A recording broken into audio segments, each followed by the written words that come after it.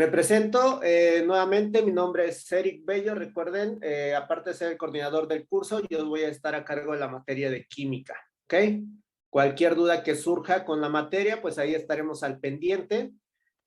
También si tienen dudas con la materia de química, no les habíamos comentado, en cuestión de química, en cuestión de matemáticas o de biología, si tienen problemas en sus escuelas, en sus respectivas escuelas tengan tareas o algo así, podemos orientarlos también, ¿ok?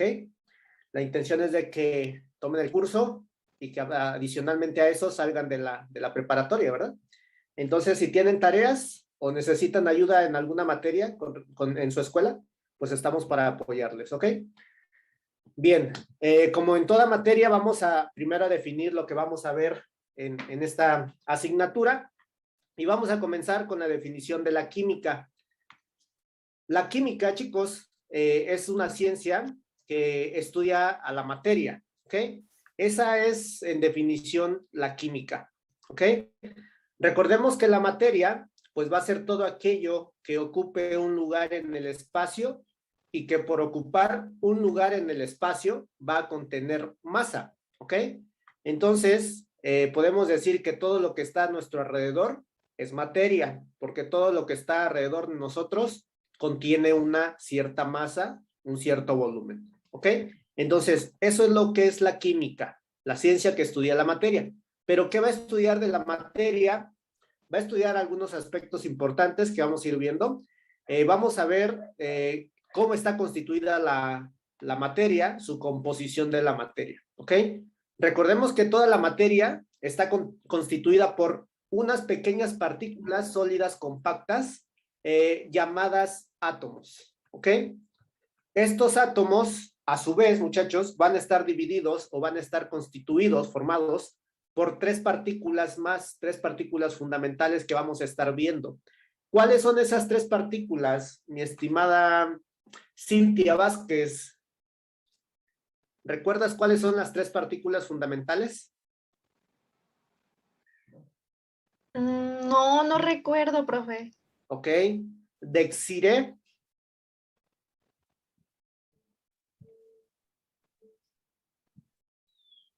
Dexiré, ¿estás por ahí? ¿Recuerdas cuáles son esas tres partículas?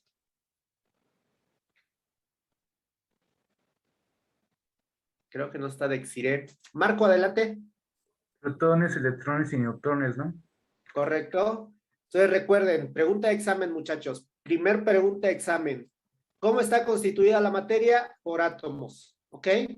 Adicionalmente a ello debemos de saber que estos átomos presentan otras tres subpartículas que son los protones y estos protones tienen carga positiva. También tenemos a los electrones que tienen carga negativa y vamos a tener a los neutrones que en este caso tienen una carga neutra o más bien dicho no tienen una carga. ¿Ok? Ok, Dexiré, no hay problema. Bien, entonces eso es lo que vamos a estar viendo. ¿Cómo está constituido un átomo en específico? ¿Ok? ¿Qué más vamos a ver en química? Vamos a ver cómo se forma la materia. Es decir, si yo tengo un elemento químico A y lo mezclo con un elemento químico B, pues tengo que obtener un compuesto químico llamado AB. Eso es lo que vamos a estar analizando. También vamos a ver cuánta cantidad de A necesito mezclar con cuánta cantidad de B para obtener otra cierta cantidad de AB. A esto se le conoce como estequiometría y lo vamos a estar viendo más adelante, ¿ok? Cómo se forma la materia. Otra cosa que vamos a ver, importantísimo, es la clasificación, ¿ok? ¿Para qué se va a clasificar? ¿Cómo se va a clasificar la materia? ¿Bien? También vamos a ver sus propiedades de la materia. Hay ciertas propiedades que vamos a ir viendo poco a poco. Hay propiedades físicas, propiedades químicas, hay propiedades extensivas y propiedades intensivas. Generalmente nos preguntan en el examen. También vamos a estar viendo la transformación de la materia, es decir, en este aspecto vamos a analizar las reacciones químicas. Existen alrededor de unas 10 tipos de reacciones químicas y vamos a estar analizando las más importantes, que son 8 nada más, ¿ok? Y también vamos a ver la aplicación de la química, para qué nos va a servir, ¿bien? A grandes rasgos, esto es lo que vamos a estar viendo en el curso, ¿bien? ¿Alguna duda con esta primera diapositiva, chicos? ¿Algún comentario? Creo que no, ¿verdad? Todo claro. Simplemente recuerden, definición de la química, estudia la materia, recuerden también qué es la materia, ¿ok? Porque pueden preguntárselo en los exámenes del Ceneval, puede venir esta pregunta. También recuerden la composición de la materia hasta el momento, ¿ok? Protones, neutrones y electrones. Bien, vamos a cambiarle. Al igual que cualquier otra materia, muchachos, o cualquier otra ciencia, la química pues es vasta, es muy extensa, muy enorme. Y para que nosotros podamos, o los químicos puedan estudiarla mejor, pues necesitan dividirla, ¿cierto? Es como nosotros, si tenemos una pizza familiar y nos las comemos todas, seguramente nos da una indigestión. Entonces, ¿qué tenemos que hacerla? Compartirla, ¿ok? Partirla en pedacitos para poderla digerir mejor. Igual con la química. Hay que dividirla en ramas de la química para su mejor análisis. La primera rama de la química es la química orgánica, ¿ok? Seguramente en su último grado, ahorita, llevarán química inorgánica algunos de ustedes. Cristian, ¿cómo defines tú a la química orgánica, mi estimado Cristian? ¿Qué has escuchado de ella? La materia que estudia todos los seres vivos, o bueno, que sean como el carbono. Exacto. Específicamente, estudia los compuestos que contienen, como dice Cristian, carbono. Pero más específicamente, aquellos que contengan enlaces entre carbono y carbono. ¿Ok? Así se define la química orgánica. Rama de la química que estudia compuestos que entre su estructura tengan enlaces entre carbono y carbono. ¿Bien? ¿Quiénes van a estar ahí? Pues van a estar todos los grupos funcionales orgánicos. Cuando lleguemos a química orgánica, vamos a ver cómo nombrar a los alcoholes, cómo están formados, vamos a ver éteres, vamos a ver cetonas, aldehídos, ácidos carboxílicos, ésteres, aminas, amidas y halógenos, ¿ok? Son los grupos más importantes que pueden venir en el examen. Aquí me faltó los hidrocarburos, alcanos, alquenos y alquinos, que también pueden venir, ¿ok? Son compuestos orgánicos. Esta estructura que ven aquí en medio es su estructura general de estos compuestos. No vemos muchos carbonos, pero estas cadenas R son cadenas hidrocarbonadas, es decir, son secuencias de carbono e hidrógeno. Y entre estos carbonos vamos a tener enlaces entre ellos, ¿ok? Hay algunos compuestos que no van a entrar en la química orgánica. Por ejemplo, el CO2. A pesar de que yo tengo carbono aquí, si yo hago su fórmula desarrollada, me quedaría de esta manera. CO2, fórmula desarrollada.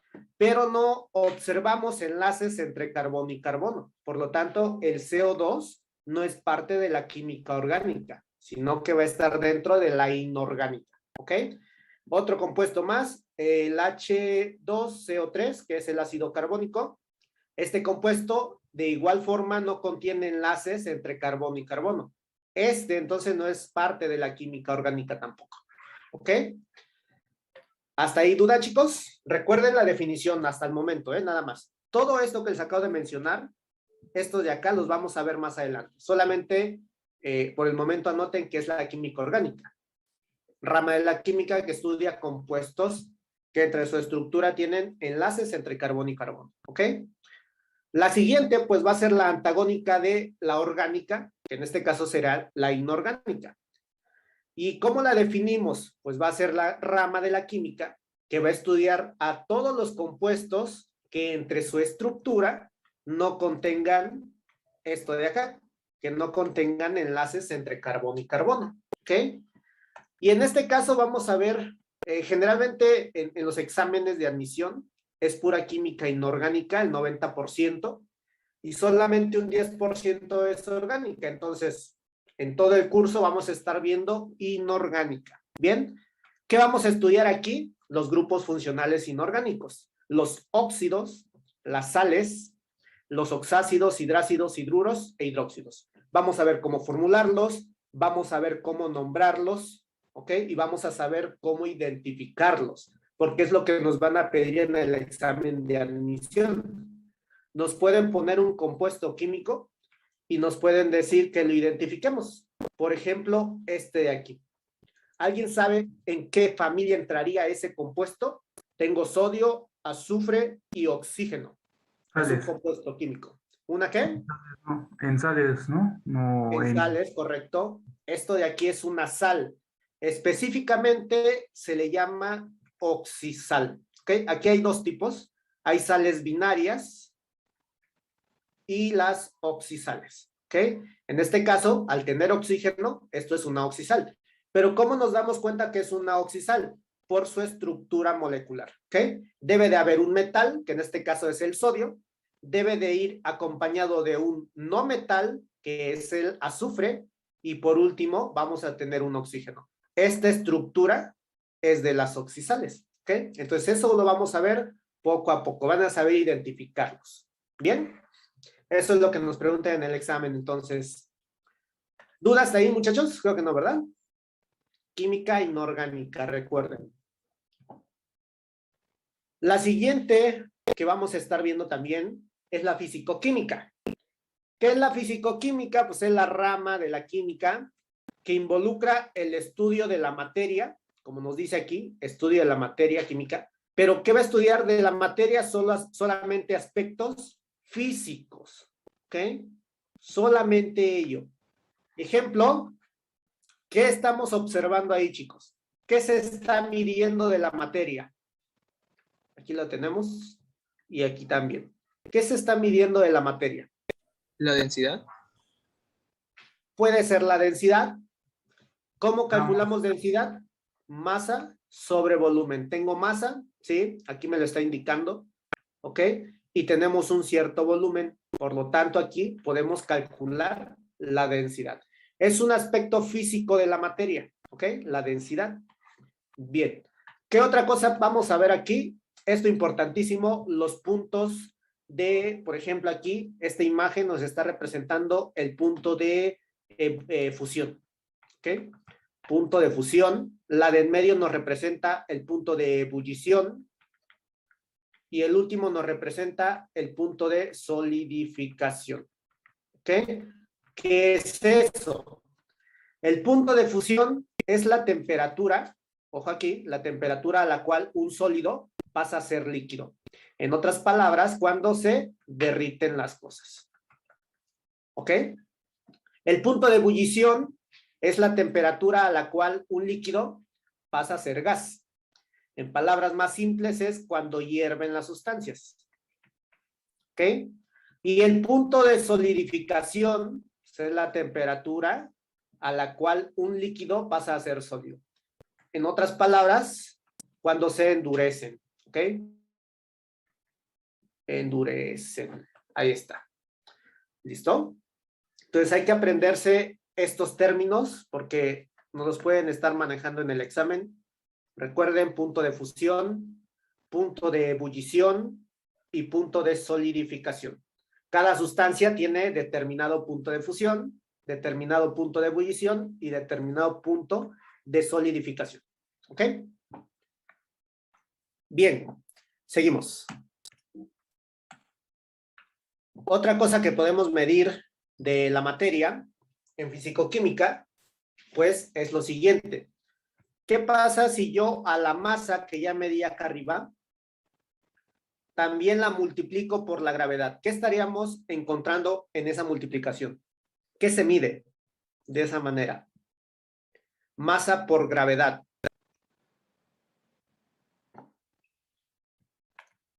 ¿Alguien sabe? ¿Fuerza de atracción? ¿El qué? ¿Fuerza de atracción? Fuerza de atracción, ok, correcto, es una fuerza de atracción que se ejerce de un cuerpo al centro de la Tierra.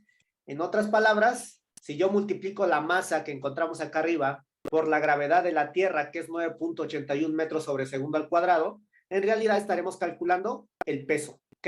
El peso, recuerden, pues es una fuerza, lo que nos acaba de comentar el compañero, ¿ok? En la materia yo puedo medir su peso y no estaríamos alterando su estructura interna. Eso es una propiedad física, ¿bien? Otra que puede venir en el examen sería esto de aquí. Podemos observar una pequeña botellita que contiene un líquido, ¿ok? De 1 litro, o esta pequeña probeta que también contiene un líquido, ¿no? En este caso, lo que se está midiendo, o lo que podemos nosotros medir de las sustancias, pues es su volumen, ¿listo? Y por último, la temperatura, ¿ok? Esas serían, pues, algunas características de lo que se puede medir de la materia en lo que es la físico-química. ¿Listo? Creo que hasta ahí no hay ningún problema, ¿verdad? Bien. Siguiente rama, bioquímica. ¿Qué estudia la bioquímica? Como su nombre lo indica, ¿qué significa bio? Bio significa vida, ¿ok? Y química, recuerden que es la materia. Entonces va a estudiar la materia que estará presente en la vida, en este caso en los seres vivos. Eso es la bioquímica. ¿Qué vamos a estudiar ahí? Bueno, más bien dicho, ¿qué van a estudiar en biología? Porque esta parte la van a ver en biología con la profesora Daniela el día de mañana, pero van a estar viendo principalmente las biomoléculas. ¿Cuáles son esas biomoléculas? Los glúcidos, o que también se llaman carbohidratos, ¿ok? Las proteínas, van a ver también lípidos, que en otras palabras son las grasas, y van a ver los ácidos nucleicos. Y por ahí también van a ver las vitaminas y los minerales, ¿ok? Adicionalmente a estas biomoléculas van a estar analizando los bioelementos, el famoso CHOMS, que son los elementos pues más abundantes en los seres vivos, ¿ok? Carbono, hidrógeno, oxígeno, nitrógeno, fósforo y azufre, ¿ok? Adicionalmente a estos elementos y a estas biomoléculas van a estar viendo procesos bioquímicos, ¿ok? ¿Qué estamos observando en esa imagen? Ustedes, ¿qué observan ahí? ¿Qué proceso bioquímico se está llevando a cabo? Tengo una mitocondria, aquí tengo la glucólisis, tengo una membrana, aquí tengo azúcar, glucosa. ¿Cuál es ese proceso, muchachos? Y se está generando esto que tengo acá, que es el ATP. Ciclo de Krebs. Ciclo de Glucólisis. Krebs, ok. ¿Perdón? Glucólisis. Ok. Esos procesos están aquí, ¿no? Aquí se da el ciclo de Krebs. Acá tengo la glucólisis. Y por aquí debe de haber un paso intermedio, que es la acetilación. Pero en conjunto los tres, ¿ok? Se le llama respiración, ¿qué? Respiración celular, ¿ok? Este proceso lo van a estar viendo ustedes, cómo es que ocurre en las células, ¿bien? Generalmente en el examen de admisión nos van a preguntar qué proceso se lleva en el citoplasma, qué proceso se lleva en la mitocondria, generalmente, ¿ok? Entonces a este proceso se le llama respiración celular y consiste en simplemente la formación de ATP, que es la moneda energética de todo ser vivo, ¿ok? Sin este ATP, pues no podemos realizar nuestras actividades. ¿Cómo lo obtenemos? A partir de la alimentación. Aquí tenemos la glucosa. ¿Bien? Listo. Este es un proceso y el otro proceso que también van a estar viendo, este sí ya lo conocen, lo vieron desde la primaria y es la fotosíntesis, ¿ok? La fotosíntesis se da en dos procesos, en una fase luminosa y en una fase oscura. De esas dos fases, lo que van a ustedes a estudiar, pues van a ser los productos y los desechos que se forman en dichas fases, ¿ok? Y también dónde se llevan a cabo. En algunos exámenes nos pueden preguntar dónde se lleva a cabo la fase luminosa o dónde se lleva a cabo la fase oscura, ¿ok? Bien, esto lo van a ver a más detalle, no se compliquen hasta ahorita, solamente estamos recapitulando qué se ve en bioquímica, ¿bien? Pasemos a la siguiente rama. La siguiente es la química analítica y esta sí nos corresponde a nosotros explicárselas y consiste en cálculos nada más. ¿Qué es la química analítica? Se encarga del estudio o la cuantificación de elementos o compuestos presentes en una muestra, ¿ok? Y aquí vamos a ver principalmente concentraciones. Seguramente algunas de ellas ya las vieron. Vamos a ver el porcentaje masa-masa, ¿ok? Vamos a ver el porcentaje volumen-volumen, porcentaje masa-volumen. A ver otras más que son las partes por millón. Uno importantísimo, la molalidad, el porcentaje absoluto y la normalidad y el número equivalente gramo, ¿ok? Entonces, ¿qué vamos a necesitar para hacer cálculos con estas formulitas? Vamos a necesitar una base, una formulita importantísima que se aprendan y es muy simple, el número de mol, ¿ok? Si tú te aprendes esta formulita vas a poder desarrollar todas las demás. El número de mol, como lo representamos aquí con una N minúscula, se va a calcular dividiendo la masa entre la masa molecular del compuesto que estemos analizando, ¿ok? Entonces, solamente por el momento, apréndete esta formulita. Número de mol va a ser igual a los gramos entre la masa molecular, ¿ok? Ya posteriormente vamos a ver cómo incluirla en todas las demás. Si eres observador, te darás cuenta que, por ejemplo, aquí tengo moles, ¿ok? Esta entra aquí. Abajo en la molalidad también tengo moles, pues también entra acá. Abajo tengo número de moles de soluto, lo mismo, entra acá también. Para calcular el número equivalente, lo mismo necesito moles, ¿ok? Si sabes calcular la primera, vas a poder calcular todo lo demás. ¿Listo? Si quieren, copien esa formulita nada más, la del número de moles. Si hay duda, comenten también, chicos.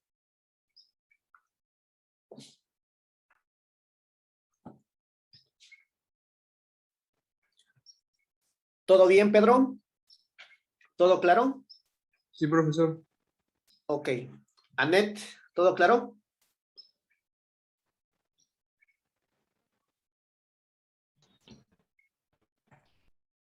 Anet. No está Anet. Carla, ¿todo claro, Carla?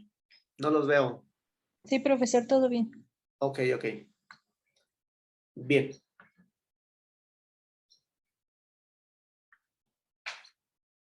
Pasemos a la siguiente, entonces. Esta lo vamos a ver con más calma, cuando lleguemos a química analítica. Por el momento, solo apréndanse el número de modos. Ok, Anet, no hay problema. Bien, pasemos a la última, la termoquímica. Termo significa temperatura, calor, y química, pues es materia, ya sabemos. Entonces, ¿qué es la termoquímica? Es la rama de la química que va a estudiar la energía de las reacciones, la energía de los compuestos químicos, ¿ok?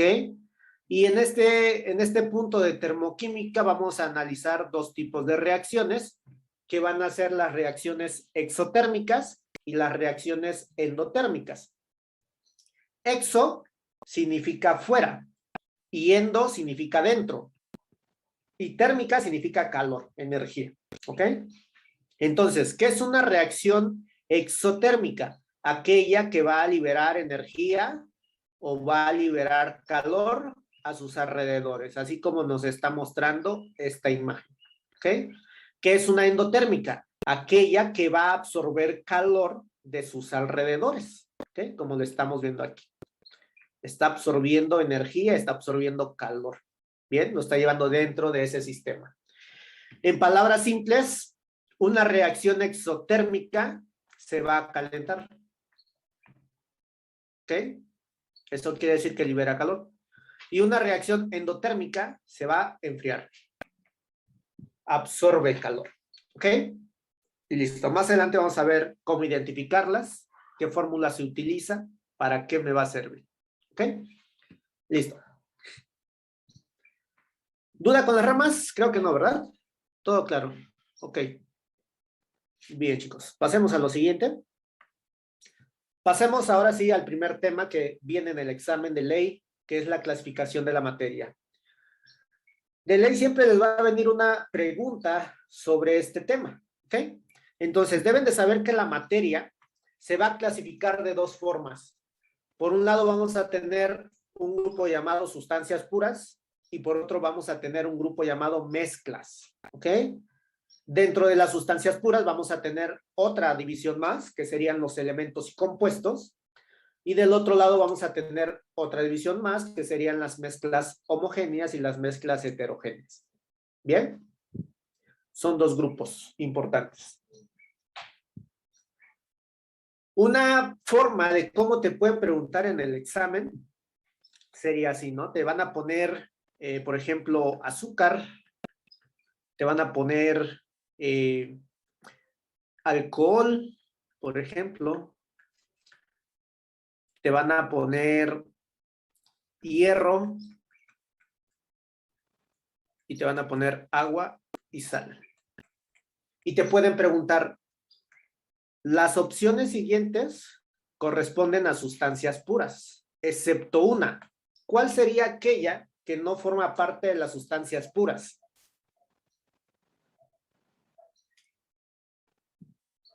Agua y sal. Agua y sal.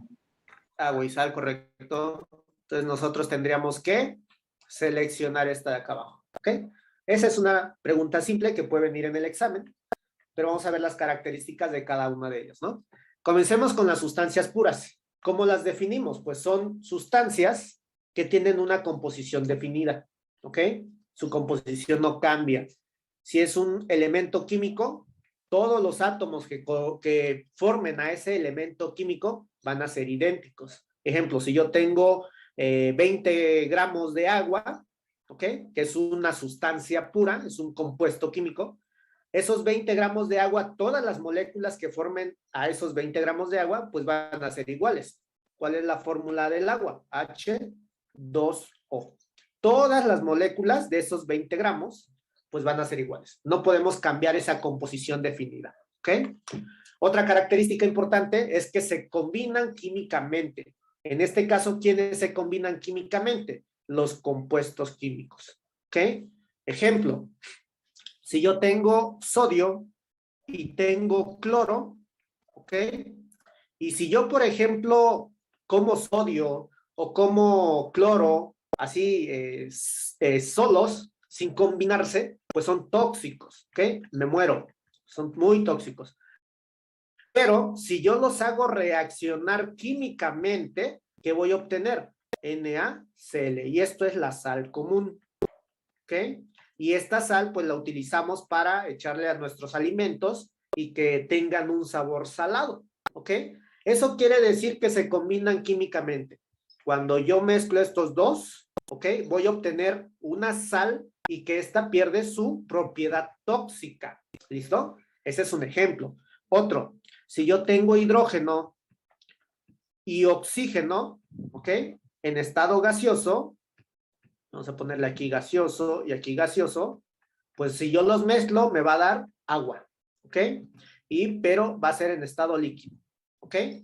Puedo observar que también reaccionaron químicamente y perdieron sus propiedades originales. ¿Cuál era la propiedad original de estos elementos químicos? Estado gaseoso, ¿ok? Posteriormente, cuando se combinaron químicamente, ahora tienen un estado líquido. Perdieron sus propiedades originales, ¿ok? A eso se refiere esto de acá arriba, que se combinan químicamente. ¿Queda claro ese punto, chicos? Sí, ¿verdad? Ok. ¿Qué otra característica vamos a tener? En el caso de las sustancias puras, tienen un solo tipo de átomos o moléculas, como lo mencionamos ya. Y también, como estos compuestos principalmente se combinan químicamente, solamente lo vamos a poder separar mediante métodos químicos, ¿ok? Del otro lado, en el caso de las mezclas, pues, ¿qué son las mezclas? Son la unión de dos o más sustancias puras. Es decir, puedo tomar dos de estos, ¿ok? Y voy a crear una mezcla, principalmente compuestos, ¿bien? En el caso de las mezclas, no se combinan químicamente, siguen teniendo sus mismas propiedades. Ejemplo, si yo tengo café, ¿ok? Y lo mezclo con agua y le agrego azúcar, ¿qué va a pasar? Se va a formar una mezcla, ¿ok? Las tres sustancias que estoy mezclando van a mantener sus propiedades. ¿El agua qué hace? ¿El azúcar qué hace? Pues me da energía, ¿cierto? Esa es la principal principal función de la glucosa, del azúcar, proporcionar energía de primera mano. ¿El agua qué hace? El agua hidrata. ¿Ok? ¿Y el café qué hace? Principalmente la cafeína, estimula. ¿Ok? Entonces, a pesar de que yo estoy mezclando estas tres sustancias, no están reaccionando químicamente. Van a mantener sus propiedades originales, que serían estas de acá. ¿Ok? Eso sería una mezcla. También estas mezclas, como no se combinan químicamente, las vamos a poder separar mediante métodos físicos. Estos métodos físicos nos los van a preguntar en el examen. Algunos de ellos son, por ejemplo, la imantación, la filtración, la decantación. Estos métodos ahorita vamos a ver enseguida. ¿Ok? Entonces, tengan presente que las sustancias puras solamente se pueden separar por métodos químicos y las mezclas se separan por métodos físicos. ¿Ok? Hagan su apunte de eso, por favor. Si hay duda, comenten. Bien, continuemos. Analicemos ahora cada uno de las clasificaciones secundarias, que en este caso son elementos compuestos, mezclas homogéneas y heterogéneas. ¿Ok? En el caso de los elementos químicos, ya mencionamos que contienen un solo tipo de átomos. ¿Ok? Los átomos de hidrógeno, pues son idénticos entre ellos, pero son diferentes si los comparo con átomos de oxígeno, en tamaño, en cantidad de partículas subatómicas, ¿ok? Etcétera, etcétera. Entonces, estos son los elementos, tienen un solo tipo de átomos y los podemos encontrar de dos formas. Podemos encontrar elementos químicos en forma monoatómica y podemos encontrar elementos químicos en forma diatómica. ¿A qué se refiere esto? En forma diatómica quiere decir que van a estar formados por dos átomos de ese mismo elemento químico. ¿Quiénes van a ser diatómicos? Todos los gases, ¿ok? Por ejemplo, a ver, un gas que recuerden, Ariadna, un gas, mencióname un gas de la tabla periódica.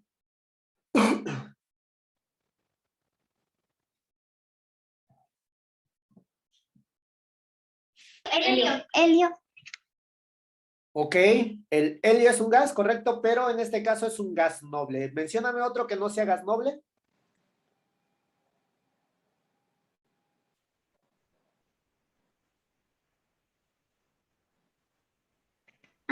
Azufre. Ok, el azufre es un gas.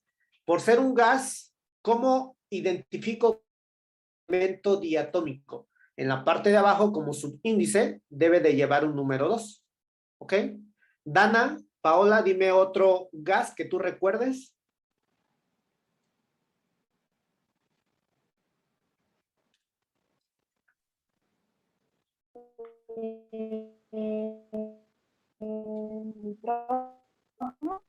Hidrógeno, ok, perfecto. Hidrógeno también es un gas, por lo tanto debo de ponerle un subíndice 2. ¿Ok?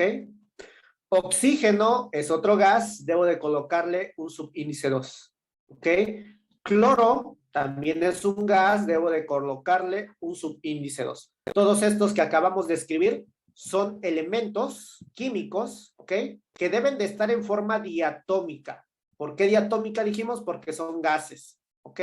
Todos los gases, recuerden, deben de llevar un subíndice 2. Pero también podemos encontrarlos de forma monoatómica, es decir, formados por un solo átomo. En este caso, pues van a ser todos aquellos que no sean gases. Podemos mencionar al francio, es un metal. Podemos mencionar al manganeso, es otro metal. Podemos mencionar al osmio, también es un metal. O podemos mencionar al sodio, es un metal. Y si se fijan estos, pues no les debemos de colocar un subíndice, ¿ok? Todos están en forma monoatómica. ¿Listo? Bien. En la tabla existen 118 elementos químicos aceptados oficialmente, pero en realidad son 120 hasta hoy en día. Pero los últimos dos elementos químicos todavía no son reconocidos oficialmente por la IUPAC, que es la organización que se encarga de estos asuntos, ¿no? Pero recuerden, 118 a 120 elementos químicos. Dependiendo de la tabla que adquieras, pues ahí van a venir todos estos. ¿ok? No es necesario que se aprendan todos, muchachos. Para eso está la tabla periódica. Ahí vamos a ir sacando todos los datos que necesitemos, que en las tablas periódicas lo que necesitamos son los números atómicos, las masas y los números de oxidación. Con estos 3 datos podemos hacer un sinfín de cosas, ¿ok? Hay algunos que sí les recomiendo que se aprendan, que son los más representativos, que es el famoso CHOMS y las 2 primeras columnas de mi tabla periódica, que son generalmente los que se utilizan más en los exámenes, ¿ok? Listo. En el caso de los compuestos químicos, pues es la unión de 2 o más átomos. Pueden ser iguales o pueden ser diferentes, ¿ok? Se combinan químicamente, como ya los mencionamos, y por el hecho de combinarse químicamente necesitamos métodos químicos para separarlos, ¿ok? Ahora, en el examen nos piden que identifiquemos elementos de compuestos. ¿Cómo lo vamos a hacer? Y aquí es importante que aprendan a diferenciar a cada uno de ellos. En el caso de los elementos químicos, siempre al inicio van a llevar una letra mayúscula, ¿ok? Y si lleva otra letra, esta tiene que ser minúscula, ¿ok? Pero en el caso de los compuestos, llevan 2 o más mayúsculas. ¿Listo? Ejemplos de elementos químicos con una mayúscula. Puedo mencionar al hidrógeno, al oxígeno, al carbono y al fósforo, ¿ok?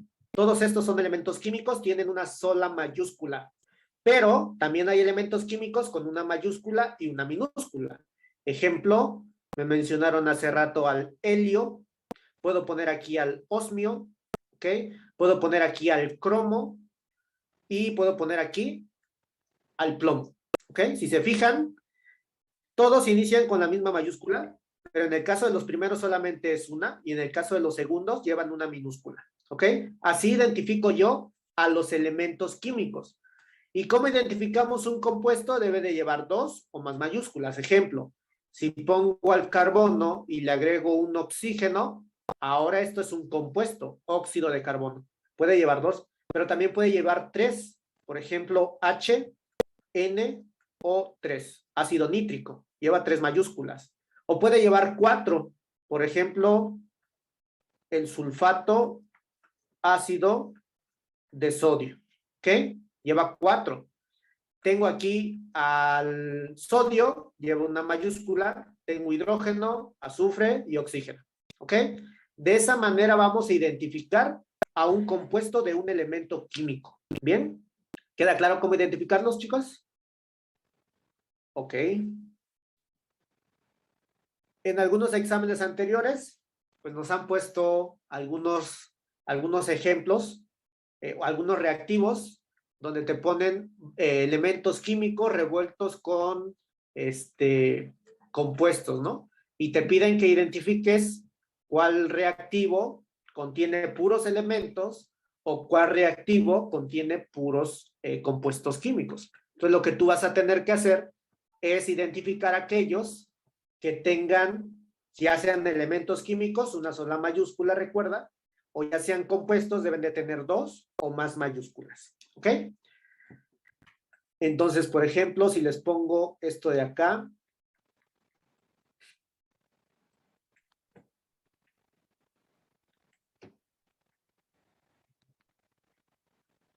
¿quién de estas 3 opciones contiene solamente compuestos, chicos? A, B o C. Sí. Sí.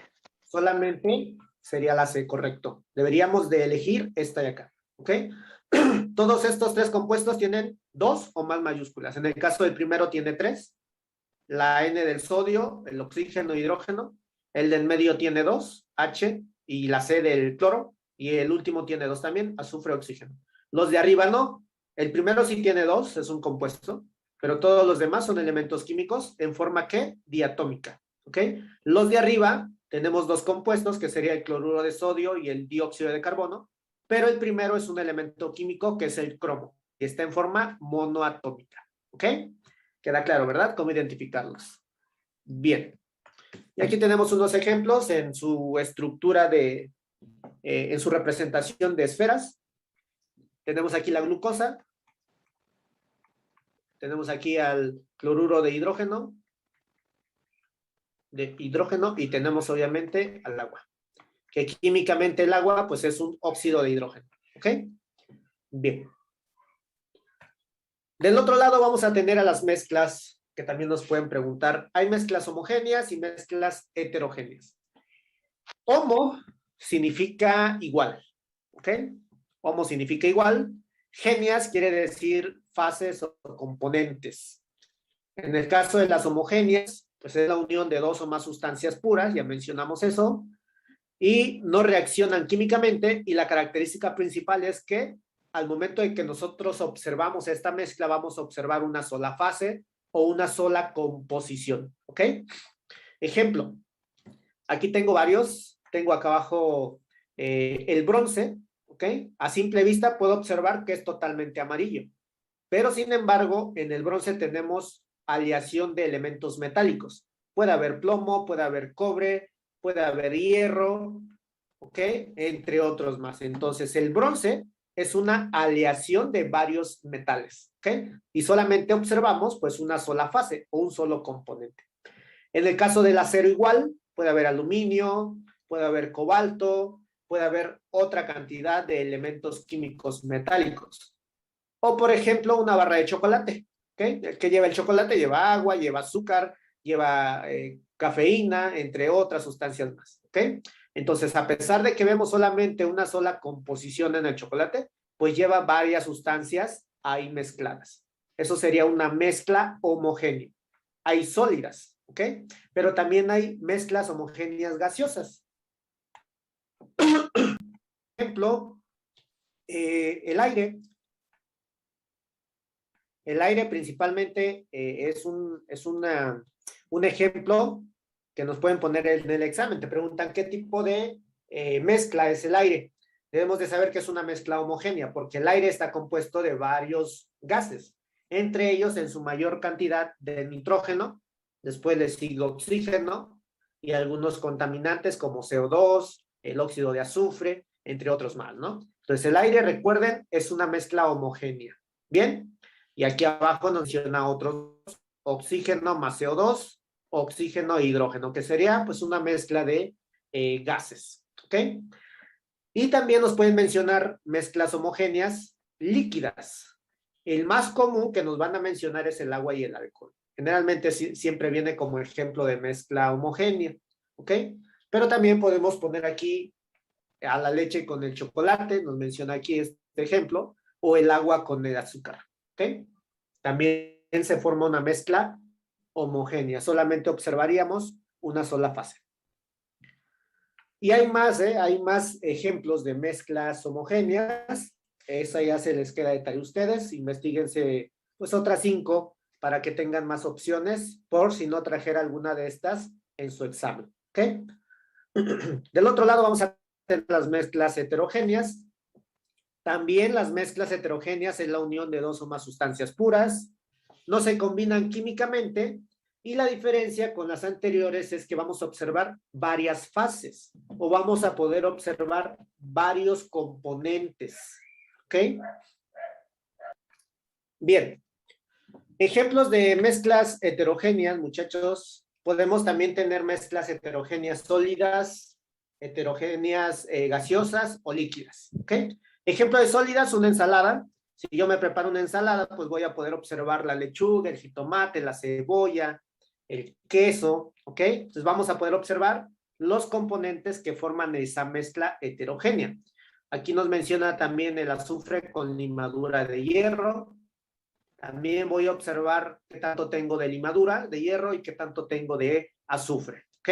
O por ejemplo el chocolate con pasas, dice ahí. Pues obviamente al momento de que corto el chocolate voy a observar por la parte interna una pequeña pasa, ¿no?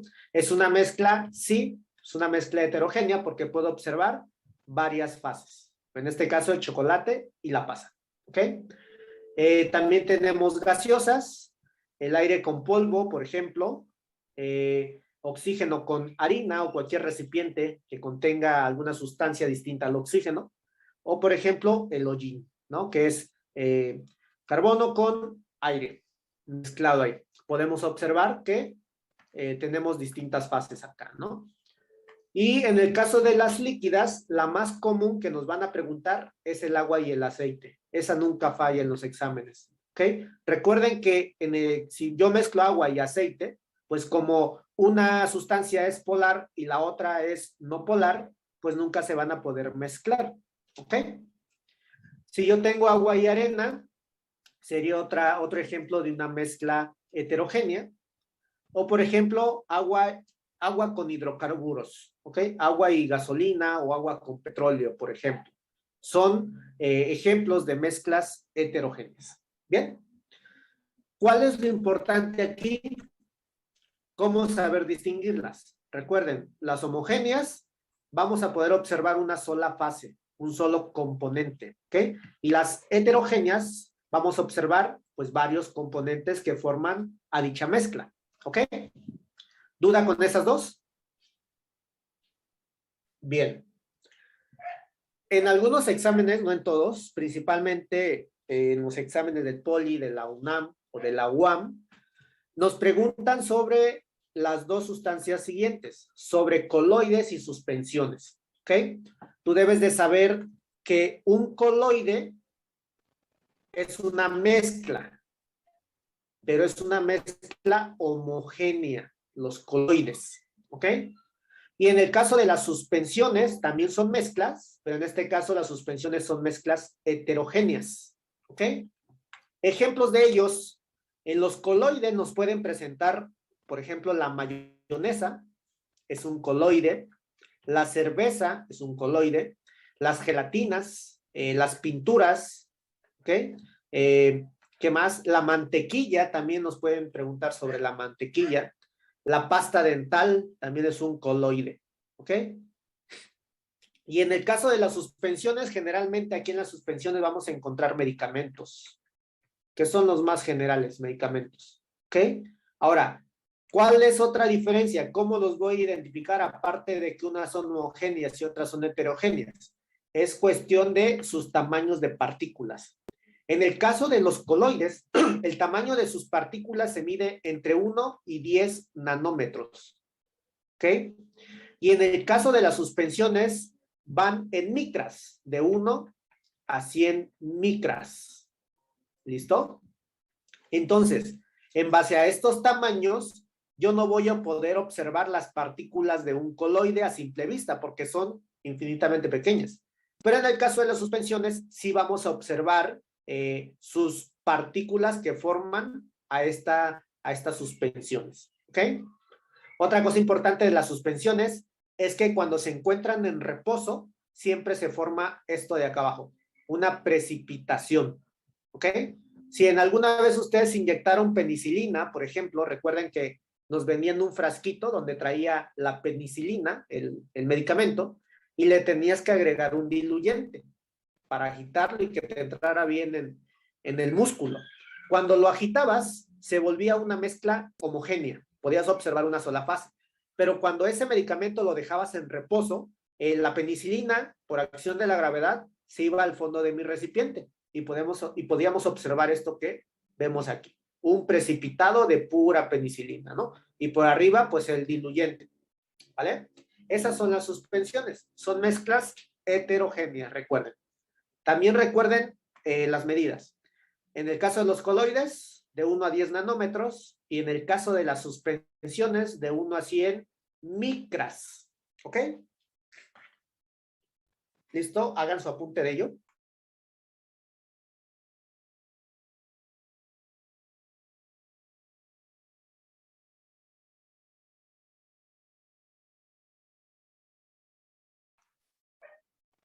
¿Alguna duda, Ángeles? No, ninguna, profe. Perfecto. Mi estimado Quique, Enrique, ¿alguna duda? Pregunta. No, todo bien. Ok, sí, adelante, Dana. Yo había escuchado que las coloides tienen un efecto Tinder. ¿Qué es el efecto Tinder?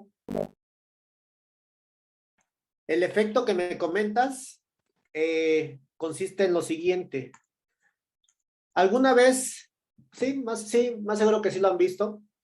Cuando tú haces pasar un rayo de luz a un coloide, vas a poder observar sus partículas que lo forman. Dijimos que a simple vista, así, si yo veo, por ejemplo, la cerveza o la pasta dental o la mayonesa, no voy a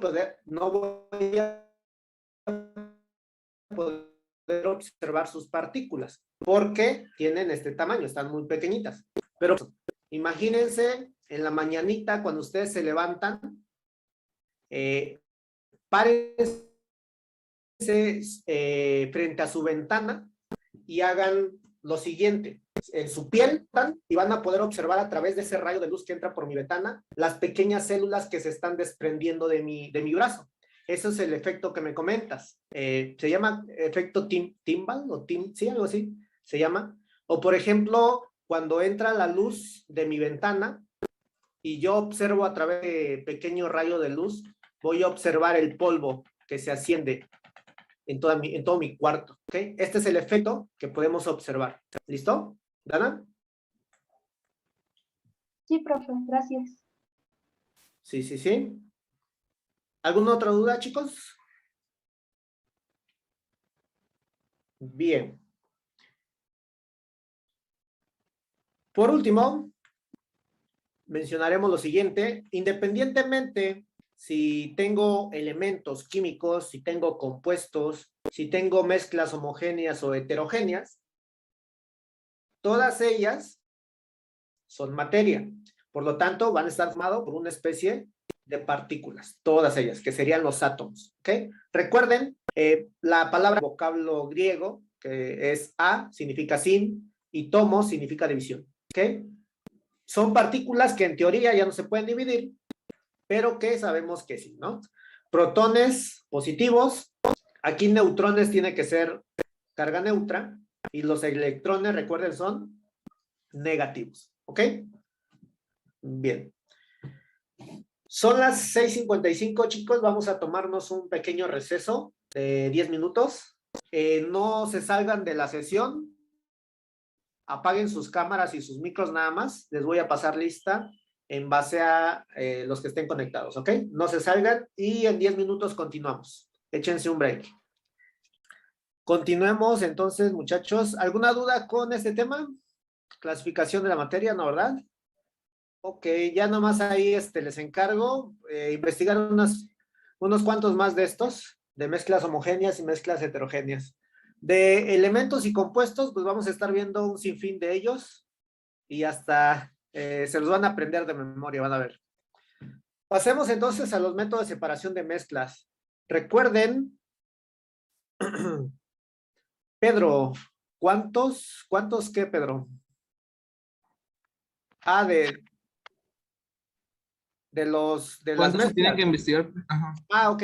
Los que ustedes quieran, ese es a su consideración, pero sí investiguense unos 5, unos 10 más de cada uno, ¿ok? Gracias, profe. Sí. Bien, entonces, mencionábamos que las mezclas, principalmente estas dos, homogéneas o heterogéneas, como no se combinan químicamente, pues se pueden separar por métodos físicos. ¿Cuáles métodos físicos nos van a preguntar? Generalmente preguntan alguno de ellos, ¿ok? Tenemos ahí 6, pero existen más. Igual, investiguen otros 5, por si no viniera en el examen alguno de estos, pero generalmente estos son los que vienen, ¿ok? Tenemos a la filtración, tenemos a la destilación, decantación, imantación, centrifugación y tamizado. Vamos a ver cada uno de ellos. Lo importante de estos es saber cuándo aplicarlos en las mezclas y cuál es su fundamento, ¿ok? Primero la filtración. En el caso de la filtración, su fundamento es el tamaño de partículas, ¿ok? Dependiendo el tamaño de las partículas de las dos sustancias que formen a mi mezcla, voy a poder separarlos. Ejemplos de ellos son los siguientes. Se puede hacer entre un líquido y un sólido, y entre un sólido y un sólido, pero ahorita vamos a ver cuál es la diferencia, ¿ok? En la filtración entre líquido y sólido. Ejemplo, tengo aquí un café, ¿cierto? Me estoy preparando un cafecito y observen que encima de este recipiente tengo este pequeño papel que se llama precisamente filtro. ¿ok? Este filtro, pues tiene pequeñas porosidades con un determinado tamaño para que estos poros solamente me permitan que fluya el líquido y todo el café, todo el grano que tiene unas partículas más grandes, pues se quedarían aquí retenidos, ¿ok? Es lo que yo necesito, que se vaya solamente la esencia del café, ¿ok? Este proceso se le llama filtración. Otro ejemplo, cuando queremos preparar un agua de fruta, lo que menos queremos son las semillas y los grumos. Entonces, una vez que ya licuamos toda la fruta, utilizamos nuevamente esto de acá, que sería un filtro, ¿ok? O comúnmente llamada coladera, ¿no? Pero es un filtro. Entonces, ¿qué va a pasar aquí? Que en mi filtro, pues se va a quedar toda la semilla, todos los grumos, y solamente me voy a llevar el néctar de la fruta, ¿ok? O, por ejemplo, cuando exprimimos un limón, aquí tengo el exprimidor, que tiene pequeñas aberturas en la parte de abajo, funciona como un pequeño filtro, en el cual voy a dejar caer pues el jugo de limón y la semilla se va a quedar aquí, ¿ok? En mi pequeño exprimidor, ¿vale? Entonces, importante de esto, que conozcan la filtración como proceso de separación de mezclas y que sepan el fundamento, ¿ok? De dicho proceso. El fundamento es este. Me voy a basar en el tamaño de partículas, ¿ok? Se da entre un líquido y un sólido, ¿ok? ¿Duda con esto? Creo que no, ¿verdad? Todo está claro. Bien. Pasemos a la destilación. En el caso de la destilación, el fundamento serán los puntos de ebullición. Ya mencionamos que cada sustancia, cada compuesto químico, cada sustancia pura tiene un determinado punto de ebullición. Recuerden que el punto de ebullición se refiere a la temperatura a la cual hierven estas sustancias, ¿ok? Y puedo hacerlo mediante un líquido y un líquido que estén mezclados. Ejemplo, cuando se extrae el petróleo, ¿ok? En las refinerías, pues tiene que pasar por un proceso llamado precisamente refinamiento del petróleo, ¿no? Se refina, es decir, se separan los componentes, porque el petróleo como tal, pues no puede ser utilizado. Entonces, para separar cada uno de estos, el gas butano, la gasolina ligera, pesada, el queroseno, hasta llegar al gas doméstico, pues se utiliza este proceso llamado destilación. Acá vamos a tener en su totalidad ¿cómo se llama? Al petróleo, y una vez que lo sometemos a temperatura, pues poco a poco se van a ir separando sus componentes. Va a depender de la temperatura a la cual se someta dicha mezcla, ¿ok? Otro ejemplo, cuando nosotros hacemos una extracción de esencias, seguramente en su práctica hicieron extracción de limoneno o alguna otra esencia de las flores, de rosas, por ejemplo. ¿Qué hacemos? Machacamos aquí las florecitas, las sumergimos en agua para empezar a hervir el agua junto con las flores, y la esencia de esto de aquí, de estas florecitas, pues es simplemente aceite, ¿ok? Entonces vamos a tener aceite inmerso en agua. Como tienen diferentes puntos de ebullición, ¿ok? En el caso del aceite, pues es menor comparado con el punto de ebullición del agua, pues obviamente que cuando empiece a hervir esta mezcla, lo primero que se va a ir va a ser el aceite, porque tiene un punto de ebullición más bajo, ¿ok? Empieza a hervir, empieza a evaporarse esa esencia, ese aceite, y pasa por este pequeño condensador. Un condensador es un instrumento que me ayuda a que un gas se convierta nuevamente en líquido, ¿ok? Y lo voy a recopilar en esta parte en un pequeño recipiente. De esa manera voy a poder separar la esencia, que es el aceite, ¿ok? Del agua, que estaría inmerso ahí. Bien. Y otra práctica que seguramente hicieron fue la destilación de alcohol, ¿ok? En este caso, ponemos cítricos aquí en este pequeño matraz balón, lo ponemos a hervir, ¿ok? Y por ejemplo, el alcohol tiene dependiendo qué tipo de alcohol sea, tiene un punto de ebullición que va desde 70 a 90 grados Celsius, ¿ok? Y yo ya sé que el agua, apréndanse este dato, hierve a 100 grados Celsius, generalmente siempre que estemos en una atmósfera de presión, ¿ok? Si yo ya conozco que el alcohol hierve a 70 o a 90 grados y el agua a 100, si yo pongo a hervir esta mezcla, muchachos, ¿quién es el primero que se evapora? El alcohol. El alcohol, ¿correcto? ¿Por qué se va a evaporar más pronto el alcohol? Porque su punto de ebullición es menor. Necesito menos temperatura para que comience a hervir, ¿ok? Pero ojo, en una destilación no debemos de pasar de los 90, porque si yo llego hasta los 100, voy a destilar alcohol, pero también voy a arrastrar agua, ¿ok? Entonces, se debe de controlar aquí lo que es el punto de ebullición o la temperatura. Bien, ¿queda claro qué es la destilación, muchachos? Es un proceso por el cual vamos a separar mezclas y nos vamos a basar, dijimos, en el punto de ebullición de las sustancias. ¿Ok? Bien. ¿Queda claro? ¿Alguna duda? No, ¿verdad? No. Ok. El siguiente sería la decantación. ¿Qué pasa en la decantación? Fíjense. En el caso de la decantación, su fundamento es la densidad de las sustancias y en conjunto con la gravedad. ¿Ok? En este caso vamos a tener, puede ser un líquido y un líquido, o puede ser un líquido y un sólido. Pero ojo aquí, cuando tengamos un líquido con otro líquido, estos dos no deben de ser miscibles. Es decir, no se tienen que mezclar, tienen que ser mezclas heterogéneas. ¿Ok? Porque, por ejemplo, si yo quiero separar agua y alcohol, la cual son mezclas homogéneas, pues el alcohol se diluye en el agua, se mezclan, ¿ok? Por lo tanto, esa mezcla de alcohol y agua no voy a poder utilizar la decantación. Forzosamente tienen que ser mezclas heterogéneas. Bien, ejemplo. Aquí tengo, supongamos que tengo agua y tengo también arena, ¿ok? Pequeñas partículas de arena. En un principio, pues este vaso estaría de la siguiente manera, ¿no? Voy a tener agua y voy a tener aquí inmersas las pequeñas partículas de arena.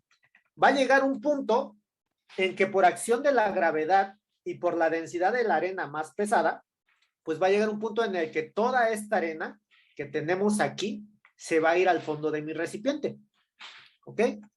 Y cuando ya la tengamos hasta acá abajo, en el fondo de mi recipiente como un precipitado, lo único que voy a tener que hacer es deladear mi recipiente y empezar a escurrir el agua, ¿ok?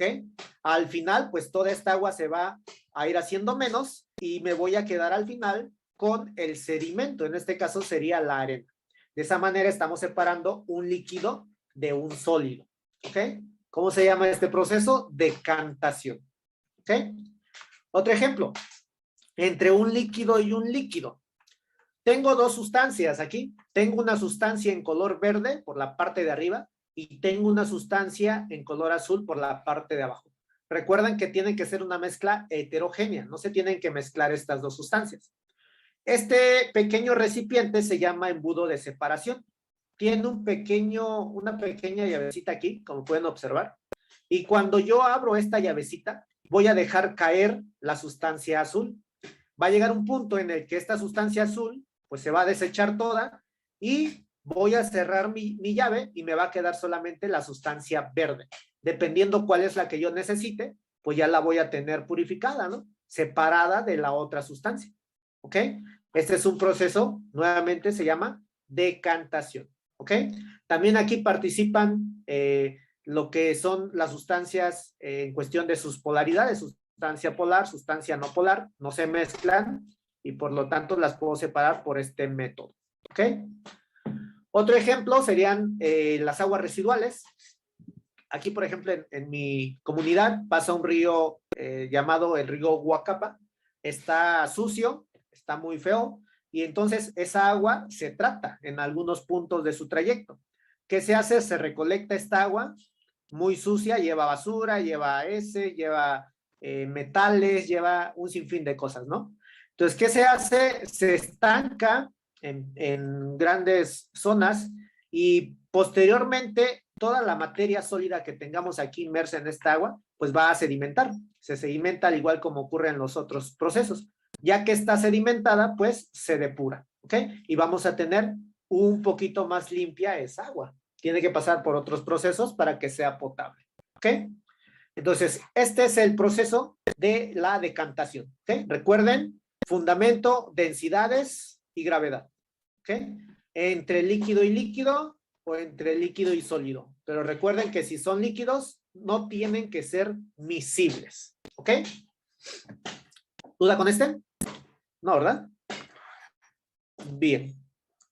Imantación, creo que este lo han hecho en algún momento, ¿cierto? El fundamento de este método de separación, pues es el fenómeno del magnetismo. Cabe señalar que necesito que una sustancia sea magnética y otra sustancia, pues no lo sea. De caso contrario, que tenga dos magnéticos, pues me voy a traer a los dos. Y es lo que no queremos separarlos, ¿ok?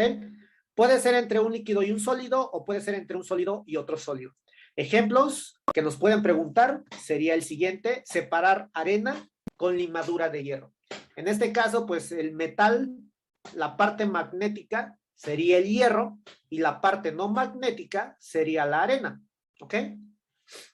Al momento de que nosotros acercamos un imán por efecto de magnetismo, nos traemos al metal y solamente vamos a dejar en el recipiente pues la arena, lo que no es metálico, ¿ok?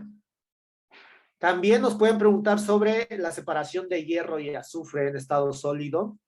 Igual el azufre es un elemento químico que no es magnético, pero el hierro, al ser un metal, pues obviamente sí lo vamos a poder jalar, ¿ok? Otra separación de los metales en la minería, se utilizan grandes imanes muy potentes que acercan esos imanes a las cantidades de tierra que tengan estancadas y jalan todos los metales que contenga las muestras de tierra, ¿no? Ahora, si por ejemplo yo tuviera este de aquí, limadura de hierro, y tuviera arena, y no tuviéramos un imán, ¿qué otro proceso de los tres anteriores ustedes aplicarían? ¿Cuál creen que podamos utilizar?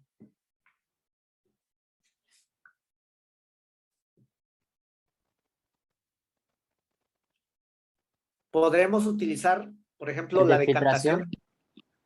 Ok. Podemos utilizar la filtración, correcto, mediante una pequeña malla, un pequeño filtro que tenga un determinado diámetro de poros por donde pase un sólido, ¿no? El más pequeño, obviamente, vamos a poder separarlo. Habrá partículas más grandes que se van a quedar en mi filtro, ¿ok? Puedo utilizar también la destilación, como son dos sustancias distintas. Uno de ellos tiene un mayor punto de ebullición y otro no. Por lo tanto, también puedo utilizar ese. Pero la decantación, esa sí quedaría descartada. No puedo utilizar decantación para separar arena de limadura de hierro. ¿Por qué? Porque son dos sólidos y ninguno se va a precipitar. ¿Ok?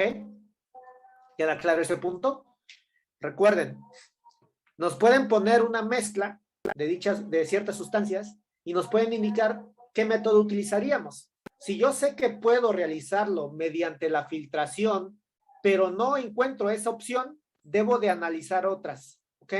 Una mezcla puede separarse por varios métodos, ¿vale? No se vayan con la finta de que si tengo alcohol y agua, pues lo voy a separar mediante destilación. O si tengo arena y agua, lo voy a separar mediante filtración. Deben de buscar otra más, ¿ok? Si es que no lo trajeron en su examen. La siguiente sería la centrifugación. En el caso de la centrifugación, el método, el fundamento, perdón, que vamos a estar utilizando será la fuerza centrífuga y nuevamente también las densidades, ¿ok? El ejemplo más claro que vamos a poner es la separación de la sangre, ¿ok? La sangre está catalogada como una mezcla homogénea, porque a simple vista no puedo observar los componentes que la forman, pero en realidad es una mezcla heterogénea, ¿ok? ¿Qué pasa cuando nosotros queremos centrifugar y analizar, por ejemplo, las proteínas de la sangre? Lo primero que tengo que hacer es tomar mi muestra sanguínea y meter ese tubo, esa muestra sanguínea, en esto que tenemos aquí que se llama centrífuga. Esta centrífuga lo que hace es girar la muestra a grandes revoluciones por minuto, ¿no? Es un pequeño motor. Al momento de que está girando esta rueda, esta centrífuga, pues lo más pesado, recuerden, lo más denso, se va a ir al fondo de mi muestra. En este caso, en la sangre, al fondo se tienen que ir las células más pesadas. Se van al fondo los glóbulos blancos y los glóbulos rojos, ¿ok? Queda en la parte central las plaquetas, que son menos pesadas que las células mencionadas anteriormente, y por la parte de arriba me va a quedar el suero, ¿ok? Que es agua inmersa con iones y proteínas, ¿vale? Eso es lo que se utiliza para separar los componentes de la sangre. También se utiliza para tratar aguas residuales, lo mismo. En estancamientos de agua se hace girar las muestras de agua, las masas de agua, y lo más pesado, obviamente, por acción de la fuerza que le están aplicando, se va al fondo del recipiente. O, por ejemplo, la separación de lácteos también.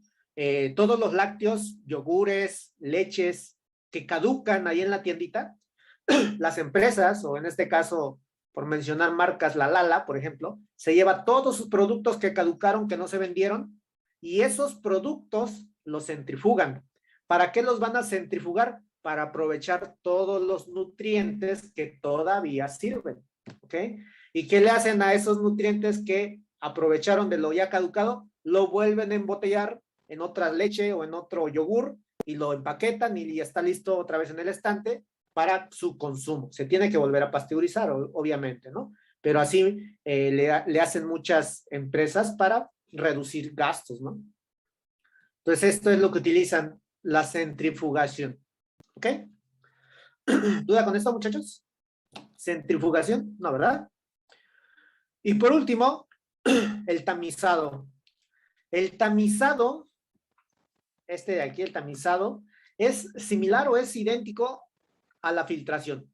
La diferencia aquí entre el filtrado y el tamizado es que en el filtrado es entre un líquido y un sólido, y en el tamizado es entre un sólido y un sólido, ¿ok? No sé si en alguna ocasión ustedes vieron trabajar un albañil. El albañil, antes de revocar las paredes con mezcla, tiene que separar o debe de tener la arena en un determinado tamaño para que no se hagan grumos y quede bien firme el revocado, ¿no? Utilizan lo que ellos llaman criba. Entonces, una criba, pues es un filtro nada más, donde podemos hacer la separación de la arena, por ejemplo, la más grande, las partículas más grandes de arena se van a quedar en la criba, y lo más fino, pues lo voy a obtener acá, ¿no? Esto es lo que va a utilizar el albañil para tener un revocado o una fina, pues más uniforme, ¿ok? También se utiliza en la agricultura el tamizado, cuando en la cosecha se recolectan semillas de varios tipos, se utiliza esta pequeña máquina de tamizado que tiene unos pequeños poros aquí, se pueden regular los tamaños y en base al tamaño deja pasar ciertas semillas, las va seleccionando, ¿ok? O por ejemplo en la casita seguramente también utilizamos saleros, es un tamizado el utilizar un salero. ¿Qué le pone mamá acá adentro? Pues mamá le pone el arroz y le echa sal, ¿cierto? ¿Para qué sirve el arroz? Para que no se hagan grumos por la humedad con la sal. Y al momento de que yo me agito el salero, en realidad estoy realizando esto, un tamizado de sal, ¿ok? Estoy seleccionando nada más el cloruro de sodio que me interesa para salar mi alimento, ¿ok? Entonces, muchachos, ¿alguna duda con estos métodos de separación?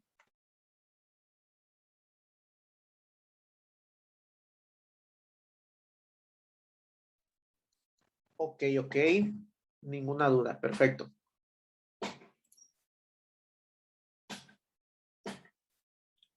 Bien. Pasemos al siguiente, entonces, siguiente tema. Ya lo copiaron, ¿verdad? ¿Ya hicieron su anotación? Ok. Perfecto. Pasemos al siguiente tema, entonces. Propiedades de la materia. En el examen también, generalmente siempre nos preguntan propiedades Hay dos tipos importantes. Tenemos a las físicas y a las químicas, y a las intensivas y a las extensivas, ¿ok? Primero vamos a analizar estas dos. Propiedades físicas y propiedades químicas. ¿Qué es una propiedad física? Pues va a ser aquella que yo voy a poder observar, que voy a poder medir, pero que no va a modificar la estructura interna de la materia, ¿ok? Eso es una propiedad física. Caso contrario, pues sería las químicas, serían aquellas que voy a poder observar, voy a poder medir, pero si yo hago estas mediciones o estas observaciones, voy a modificar la estructura de la materia, es decir, va a haber un cambio químico, ¿ok? Mencionamos algunas. En el caso de una propiedad física, ¿qué es lo que se está midiendo? ¿Qué es lo que se puede observar aquí, muchachos? ¿El peso? Antes de peso. Masa. Aquí hay unas, exacto, masa. Recuerden, aquí hay unas unidades de medida, kilogramo. ¿Qué se mide con ese kilogramo? La masa, ¿ok? Si yo quisiera el peso, pues este kilo lo multiplico por la gravedad, pero las unidades ya no serían kilogramos, sino que ahora serían newtons, ¿ok? Ojo ahí, no confundan masa con peso. Masa es la cantidad de materia que posee un cuerpo. Y peso es la fuerza de atracción con la que un cuerpo es atraído al centro de la Tierra, ¿ok? En otras palabras, es una fuerza, ¿ok? Bien, entonces, la masa de las cosas, de la materia, de las sustancias, yo la puedo medir, sí, y no modificaríamos la estructura interna.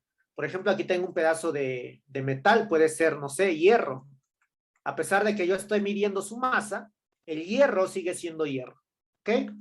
Otra propiedad que nos puede mencionar, sí es el peso. Fíjense acá, tengo aquí que peso va a ser la masa por la gravedad. Si yo quiero medir el peso, por ejemplo, supongamos que, no sé, Cristian tiene una masa de 70 kilogramos, ¿ok? Esa es su masa. Si yo quiero conocer su peso real, pues multiplicaríamos por la gravedad. Vamos a suponer que la gravedad fuera de 10. ¿Qué tengo que hacer aquí? Pues multiplico 70 por 10 serían 700. ¿700 qué? En este caso serían newtons, ¿ok? Ojo, masa se mide en kilos, kilogramos. Peso se mide en newtons, ¿ok? Estamos midiendo el peso de Cristian, pero sigue siendo Cristian, no modificamos nada de Cristian, ¿ok? Como no hubo modificación en su estructura de Cristian, entonces eso es una propiedad física. ¿Bien? Otro ejemplo, el volumen. Estas son las unidades. Puede ser litro, puede ser decímetro cúbico, puede ser pie cúbico, puede ser galones, metro cúbico, pies cúbicos, etcétera, etcétera, ¿no? Dependiendo qué sistema estemos utilizando. Pero en general, si yo quiero medir el volumen de este líquido que está dentro, supongamos que es agua, pues voy a poder medirle su volumen, 1 litro de agua. Le puedo quitar o le puedo poner más agua, pero si yo le quiero medir su volumen, va a seguir siendo la misma sustancia, en este caso, agua, ¿ok? Entonces, el volumen, recuerden, volumen, peso y masa son propiedades físicas. Aquí nuevamente tenemos la densidad. Recuerden que la densidad se refiere a la masa que está contenida en un determinado volumen. Cada sustancia tiene una determinada densidad en base a cuánto ocupa en un determinado volumen, ¿ok? Aquí podemos observar el plomo, tenemos 11.34 gramos, tenemos agua, 1 gramo, tenemos corcho, 0.24 gramos, tenemos aire con 0.0013 gramos y tenemos hidrógeno con 0.000090 gramos, ¿ok? Supongamos que todos estos cuadrados tienen un volumen de 1 metro cúbico, ¿ok? Los 5. Si yo quiero calcular la densidad del plomo, pues ¿qué tendría que hacer? Solamente los 11.34 gramos que me indica esta imagen, tendríamos que dividirlo entre el volumen. Dijimos que todos estos cubos tienen un volumen de 1 metro cúbico. Si yo divido 11.34 entre 1, pues tendríamos 11.34. Pero como estoy midiendo densidad, las unidades tienen que ser gramo, metro cúbico abajo, ¿ok? Ahora, si yo quiero medir el del hidrógeno, pues tendríamos que hacer el mismo procedimiento, 0.000090 gramos, dividido entre el mismo volumen, porque todos estos tienen el mismo volumen, 1 metro cúbico. ¿Cuál sería su densidad? Pues 0.000090. Las unidades, gramos arriba, metro cúbico abajo, ¿ok? Obviamente que el metal, que es el plomo, es más denso que el hidrógeno. El hidrógeno es menos denso, ¿ok? Estamos midiendo su densidad, pero, sin embargo, a pesar de que yo medí la densidad del hidrógeno, sigue siendo hidrógeno. A pesar de que medimos la densidad del plomo, sigue siendo plomo, ¿ok? Entonces, la densidad es otra propiedad física. Otra propiedad física sería la solubilidad. Esto que les puse aquí es la solubilidad. ¿Qué es la solubilidad? La cantidad de soluto que se puede disolver en 100 mililitros de solvente. ¿Ok? Supongamos que tengo al cloruro de sodio, la sal común. ¿Ok? Yo ya sé que su solubilidad es de 36.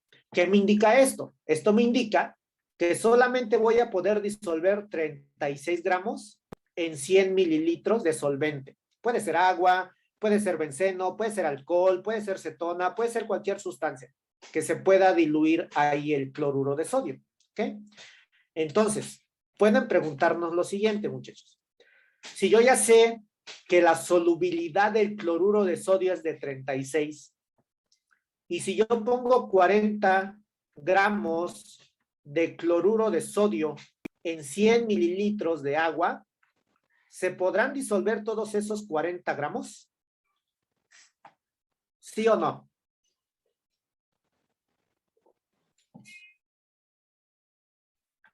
No. ¿Cómo fue la pregunta, profesor? Aquí está la clave, ¿eh? No, correcto. ¿Cuál fue la pregunta? Recuerden, el cloruro de sodio tiene una solubilidad de 36, ¿ok? Eso quiere decir que solamente 36 gramos se disuelven en 100 mililitros de solvente. Si yo pongo 40 gramos de cloruro de sodio en 100 mililitros, pues no se va a poder disolver todo completo. ¿Cuánto se tendría que disolver? Solamente 36 gramos. 36. Correcto. De estos 40 gramos, solamente se disuelven 36 gramos, porque dijimos que es la solubilidad del cloruro de sodio. Si yo quisiera disolver el restante, que serían 4 gramos, ¿qué tendríamos que hacerle a este recipiente que contiene 100 mililitros? ¿Qué le harían ustedes? Calentarlo. Calentarlo, correcto. ¿Qué otra cosa? Más fácil que calentarlo. Añadirle más agua. Agregarle Añadirle más más. agua o añadirle más solvente, correcto. Pero ese punto, muchachos, va a depender la sustancia que te pongan, ¿eh? Cada sustancia tiene una solubilidad diferente, pero debes de saber lo que significa eso. Si te dicen que, por ejemplo, el sodio, nada más solito, tiene una solubilidad, no sé, de 15, debes de saber que solamente 15 gramos de sodio se disuelven en 100 mililitros de solvente. Siempre es así, ¿ok? ¿Queda claro ese punto de solubilidad? Sí, ¿verdad? Entonces, ¿podemos medir la solubilidad de las sustancias? Sí. ¿Y alteraríamos la estructura interna? No. Por lo tanto, es una propiedad física, ¿ok? Y por último, no olvidemos nuevamente las temperaturas importantes de las sustancias. El punto de fusión lo puedo medir en la sustancia si no alteraría su estructura. El punto de ebullición también podemos medirlo, ver a qué temperatura hierve una sustancia y seguiría siendo la misma sustancia. Y también el punto de solidificación. ¿Ok? Recuerden su definición de cada uno de ellos. Todas estas, entonces, son propiedades físicas. Existen más, investíguense otras más, por si no viniera alguna de estas. Pero generalmente son las que vienen en el examen, ¿ok? Pero igual, investíguense otras. Pasamos entonces a las químicas. Estas sí nos interesan más, porque obviamente pues vamos a ver química, ¿verdad? Entonces, la primera, importantísima, oxidación y reducción. Primeramente, ¿qué es una oxidación? Una oxidación se refiere a la pérdida de electrones. ¿Ok?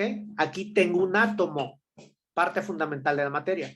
Si yo le quito un electrón, si yo lo oxido, estoy modificando su estructura interna. Por lo tanto, la oxidación es un proceso o una característica, una propiedad química. ¿Ok? Entonces, recuerden, oxidación, ¿qué es? Pérdida de electrones. Cuando un átomo pierde electrones, queda cargado positivo. ¿Ok? Ahorita vemos por qué queda cargado positivo. Ahora, si un átomo pierde un electrón, alguien lo tiene que aceptar porque ese electrón no puede andar por ahí solito, por la vida. ¿Ok? Debe de aceptarlo alguien. Ahora, cuando un átomo acepta o gana un electrón, a eso se le conoce como reducción. Y cuando un átomo o un elemento químico se reduce, entonces queda cargado negativamente. ¿Ok? ¿Para qué me va a servir saber si un elemento químico se oxida o se reduce? Porque en base a ello vamos a aprender a balancear por redox, vamos a aprender a nombrarlos y vamos a poder formularlos en base a sus números, ¿ok? En base a sus cargas. ¿Bien? Entonces, ¿por qué quedan cargados positivos y negativos? Veamos un ejemplo con el elemento más simple de todos, el hidrógeno. Su número atómico del hidrógeno es 1. ¿Están de acuerdo? En la tabla periódica pueden checarlo y van a ver que su número atómico del hidrógeno es 1. ¿Qué me indica eso? Que en el núcleo de un átomo de hidrógeno voy a tener un protón. Eso me indica su número atómico. ¿Ok? Todo elemento químico tiene que ser neutro. Eso quiere decir que alrededor de ese núcleo vamos a tener a un electrón. Tengo una carga positiva en el núcleo, que es el protón, y tengo un electrón en esta órbita. Si yo sumo estas cargas, pues me daría 0. Hasta ahí vamos bien, ¿no? Es neutro. Ahora, ¿qué pasa si a este átomo de hidrógeno le hacemos la primer característica? Lo oxidamos. ¿Qué quiere decir oxidar? Quitarle electrones o perder electrones. Ahora, ¿cómo quedaría cargado este átomo de hidrógeno si pierde ese electrón? ¿Qué carga le quedó? Le quedó solamente el protón, ¿cierto? Entonces quedaría cargado positivamente como más una carga positiva, una sola partícula en el centro. ¿Ok? Perdió electrones. Ahora, caso contrario, si fuera neutro, recuerden, debe de tener un electrón, pero si yo lo quiero ahora reducir, recuerden que ahora va a ganar electrones. Si yo le pongo un electrón por acá, ahora ya se redujo, ¿cierto? Y ahora, ¿cuál será la carga total de este átomo? En la parte central, recuerden, tengo una carga positiva que es el protón, y a los costados o en la órbita, tengo ahora 2 electrones, 2 cargas negativas. ¿Cuánto me daría eso? Pues una carga de -1, ¿cierto? Por ello es que cuando un átomo se oxida, siempre va a ser positivo. Y cuando un átomo se reduce, siempre va a ser negativo. ¿Ok? Eso es esquemáticamente, utilizando un modelo atómico. Pero ¿qué pasa en un compuesto? También lo podemos identificar. Ejemplo, voy a poner por aquí al agua. El ejemplo más claro, tengo H2O. Si yo checo en mi tablita, voy a poder observar que el hidrógeno tiene un número de oxidación de +1 y el oxígeno tiene un número de oxidación de -2. ¿Ok? Sabiendo estos numeritos de arriba, chicos, indíquenme quién es el que se oxida y quién es el que se reduce. ¿Quién se oxida? ¿El oxígeno? ¿El oxígeno? Chequen lo de arriba. Oxidación. ¿Quién se oxida? El hidrógeno. ¿El hidrógeno? El hidrógeno. Recuerden que debe de quedar positivo. ¿Ok? Entonces, como este hidrógeno tiene una carga positiva, este tipo se oxida. Él es el que pierde electrones. Como esos electrones no pueden andar por ahí vagando, pues entonces alguien los tiene que aceptar. ¿Quién está negativo? Pues el oxígeno. El oxígeno entonces se va a reducir. ¿Ok? Acuérdense de ello. Otro ejemplo. Voy a poner aquí al magnesio y al yodo. Ahí está. Si van a su tabla periódica, van a observar que el magnesio tiene un número de oxidación de +2 y el yodo tiene un número de oxidación de -1. ¿Quién es el que se oxida entre estos dos elementos? Magnesio. Magnesio, correcto. Este se oxida porque tiene una carga positiva. Y el otro es el que se reduce porque tiene una carga negativa. ¿Ok? Por el momento, solamente identifiquen eso. ¿Quién se oxida y quién se reduce? ¿Ok? Porque es importante eso. Ahora, como estamos quitando y estamos poniendo electrones en los átomos, pues estamos modificando la estructura interna. Por lo tanto, la oxidación y la reducción es una propiedad química. ¿Ok? Otro ejemplo. Ahí tenemos a lo que conocemos como flamabilidad. ¿Qué es la flamabilidad? La capacidad de las sustancias para quemarse, para hacer combustión. No todas tienen esa capacidad. Por ejemplo, si yo quiero quemar agua, pues no voy a poder lograrlo, ¿cierto? Pero si yo tengo alcohol o tengo un hidrocarburo, ese sí lo voy a poder quemar. Voy a poder hacer combustión, ¿ok? Ahora, ¿cómo sabemos que la combustión es un proceso químico o es una propiedad química de las sustancias? Todo proceso químico debe de ir acompañado de una ecuación química, ¿ok? Fíjense bien. Vamos a poner aquí al hidrocarburo más simple. Este de aquí se llama metano, seguramente lo han escuchado. El metano es muy flamable. Si al metano yo en presencia de oxígeno le agrego una chispa, le agrego calor, se va a convertir esto en CO2 y agua, ¿ok? Este es el proceso de la combustión. Entonces, ¿la combustión es una propiedad química o un proceso químico? Sí, porque podemos observar lo siguiente. Al inicio, tengo el CH4, que es el metano. Pero del otro lado, después de esta flechita, ya no está el CH4. Tengo al CO2. También puedo observar que al inicio teníamos oxígeno molecular solito. Del otro lado también tenemos oxígeno, pero ya está acompañado por carbono y también está acompañado por hidrógeno. ¿Qué hubo ahí? Hubo una modificación de la estructura interna de la materia, ¿ok? Entonces, la combustión es una propiedad química de las sustancias, ¿ok? Esto de acá son reactivos y esto de acá, del lado derecho, son productos. ¿Bien? ¿Queda claro eso, chicos? ¿Un cambio en la materia? Sí, ¿verdad? CH4 está del lado izquierdo, ya no está del lado derecho. Oxígeno sí está del lado izquierdo, pero del lado derecho ya está acompañado. Hubo una estructura, una reestructuración de la materia. ¿Bien? Otro ejemplo más. Esa es la combustión. El pH. Recordemos que el pH mide la cantidad de iones hidrógeno presentes en una muestra. El pH tiene una escala. Va desde el 14 hasta el 1 y pasa por el 7, que es neutro. ¿Ok? Entonces, si yo uno dos sustancias con diferente pH, supongamos que vamos a mezclar un ácido y una parte alcalina, o también llamada base, nos tiene que dar una neutralización, lo que se conoce como reacción de neutralización. Vamos a poner al ácido más conocido, que es el HCl, cloruro de hidrógeno. Si yo este HCl lo mezclo con la base más conocida, que es el hidróxido de sodio, voy a obtener lo siguiente. Ariadna, comenta. Maestro, disculpe, creo que me puedo retirar de la clase, es que voy a ir al doctor. Ok, sí, no hay problema. Ves la repetición al final en la página, ¿vale? Sí, muchas gracias. Sí, sí. Ok, entonces, tenemos aquí al ácido, les mencionaba.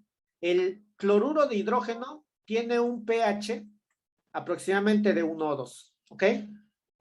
El hidróxido de sodio, que es la base, tiene un pH aproximado de 10 a 11. Entonces, cuando yo mezclo a estas dos sustancias, una ácida y una básica o alcalina, se va a dar lo que se conoce como una reacción de neutralización. ¿Por qué se llama reacción de neutralización? porque se van a neutralizar, se va a volver neutro este pH.